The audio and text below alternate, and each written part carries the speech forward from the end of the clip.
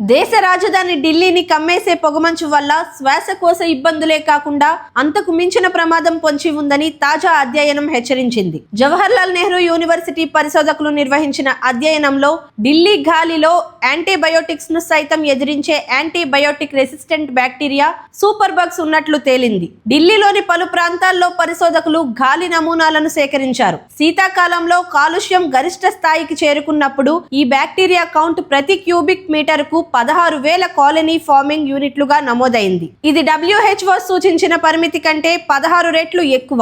వర్షాకాలంలో వర్షాల వల్ల ఈ ప్రభావం కొంత తగ్గినప్పటికీ శీతాకాలంలో తక్కువ ఉష్ణోగ్రత, తేమ కారణంగా ఈ సూక్ష్మజీవులు గాలిలో ఎక్కువ కాలం జీవిస్తున్నాయని పరిశోధనలో తేలింది. గాలిలో గుర్తించిన బ్యాక్టీరియాలో అధిక భాగం స్టెఫిలోకోకస్ రకానికి చెందినవి. ఇవి సాధారణంగా చర్మ వ్యాధులు, న్యూమోనియా, రక్తంలో ఇన్ఫెక్షన్లకు కారణమవుతాయి. వీటిలో 73% బ్యాక్టీరియా బహుళ యాంటీబయోటిక్స్ ను తట్టుకునే సామర్థ్యాన్ని కలిగి ఉండటం ఆందోళనకరం.